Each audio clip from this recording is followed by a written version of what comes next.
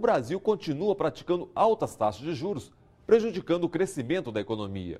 Economistas alertam para os gastos do governo e para o consumo exagerado.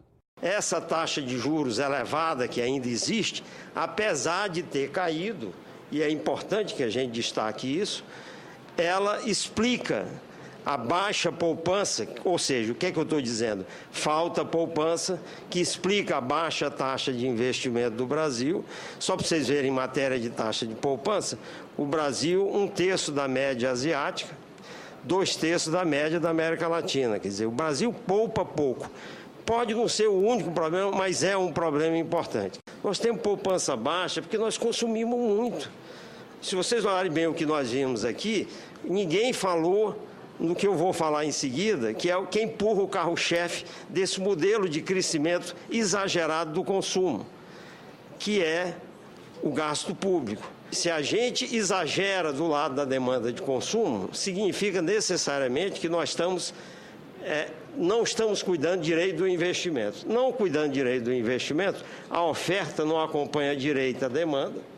O Banco Central não vai conseguir reduzir muito os juros, a não ser quando o mundo, por uma razão muito específica, como agora, permite ele reduzir mais a taxa de juros, porque nós temos de equilibrar a oferta com demanda que cresce exageradamente por esse modelo puxado pelo consumo. Então, essa discussão do crédito, senador, tem que trazer o gasto público para dentro para configurar esse modelo, porque ainda que a gente mantenha tudo sob controle, nós não vamos conseguir sair dessas duas grandes perplexidades antes da gente melhorar, acho eu, ou repensar se nós não estamos exagerando no gasto público crescer tanto e nas condições que facilitam o crescimento do consumo também permitirem um crescimento tão forte do consumo que uma hora pode dar problema. Até agora não está dando. A taxa de juros real no Brasil é muito alta.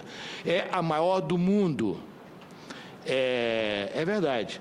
Essa mesa aqui já falou algumas vezes, o Cássio Tadeu principalmente, sobre os benefícios de uma taxa de juros real alta. Tá certo? Eu nunca ouvi ninguém falar isso na imprensa. Eu nunca vi ninguém chegar aqui e falar, olha aqui, ó, presta atenção, taxa de juros real alta é um problema, mas, ó, tem alguns benefícios importantes.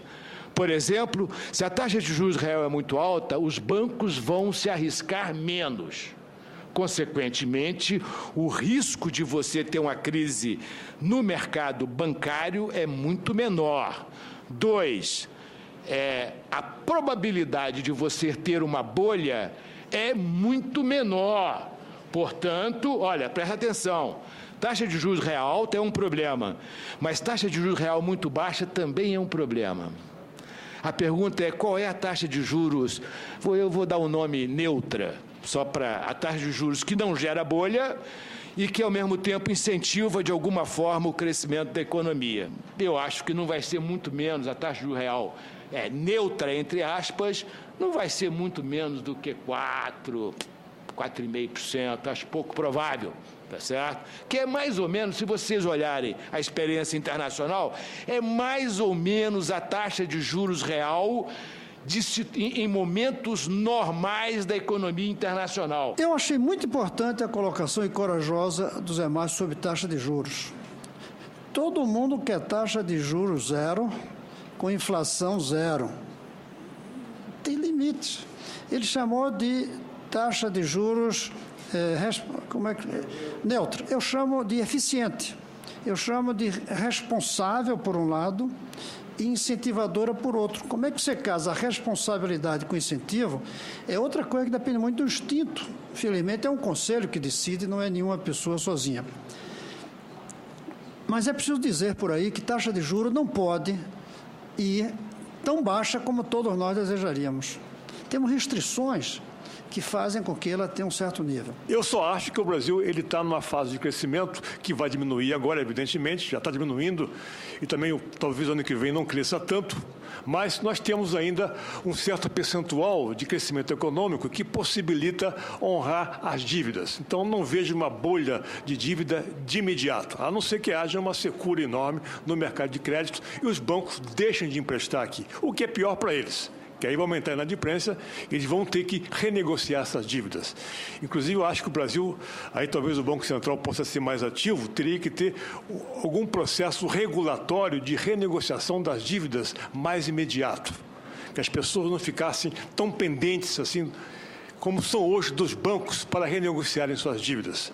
É muito comum hoje, quando você tem um cartão de crédito e você fica devendo, receber 1000 telefonemas, multa moratória, juros moratória, a dívida cresce igual bola de neve. Quer dizer, então, talvez algum mecanismo, qualquer regulatório, que passado 2, 3 meses de uma dívida vencida, o banco tivesse a compulsoriedade de renegociar essa dívida para evitar que isso virasse bola de neve. Sobre a questão de renegociação, a obrigatoriedade de renegociação de dívidas, né? Na verdade, nós temos já uma regulação dura a esse respeito, né? Então, com 90 dias, se o banco não renegociou aquilo provisionado, então o banco tem todo o incentivo para renegociar a dívida.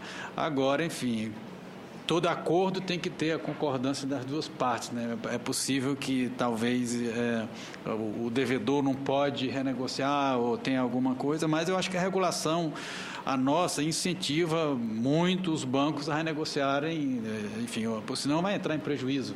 A gente critica sempre os bancos e eu fico até assustado, preocupado em falar bem de banco sendo político.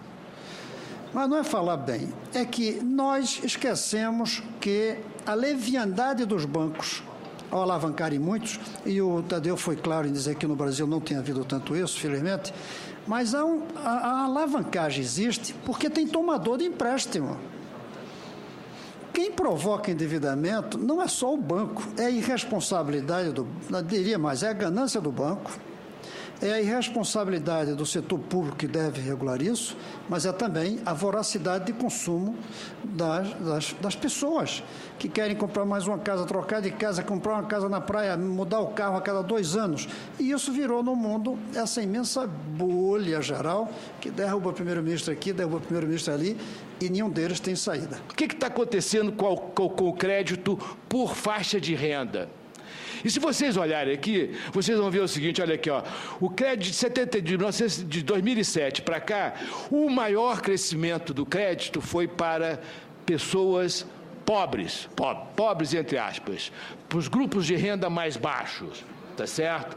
Ou seja, na verdade, isso a gente pode olhar com os nossos amigos, crédito é alguma coisa que está concentrada entre os grupos de renda mais baixos da economia brasileira. Em relação ao risco de bolhas, eu quero voltar à questão do investimento aqui com o professor Raul Veloso. Isso aqui é uma oportunidade incrível para nós. Em relação ao endividamento da família, é bom fazer essa ponderação em relação às bolhas também. Eu acho, senador Cristóvão, desculpa falar aqui, existia um preconceito muito grande em relação à bancarização, em relação a crédito para quem tinha menos de 3 salários mínimos. Crédito, vamos falar assim, crédito para pobre. Crédito para pobre. E quando a gente vai olhar os indicadores sociais, essa mobilidade social aqui, meu amigo, isso teve uma contribuição gigantesca. Nós saímos de 22% do PIB de crédito para 46%. Isso teve um papel. Eu vi várias vezes o presidente Lula dizendo que no debate com o texto da Caixa Econômica e aí é onde entra o papel dos bancos públicos também, professor. Nós não teríamos saído da crise do jeito que a gente saiu se não fossem os bancos públicos. Se não fosse Caixa Econômica, Banco do Brasil para emprestar para o povo, e se não fosse o BNDES com todos esses problemas de investimento, né, que nós temos. E o problema não está no BNDES, está nessas taxas de juros que nós temos que são absurdas. No próximo bloco, o crédito pessoal e imobiliário. O que fazer em 2012? A gente volta.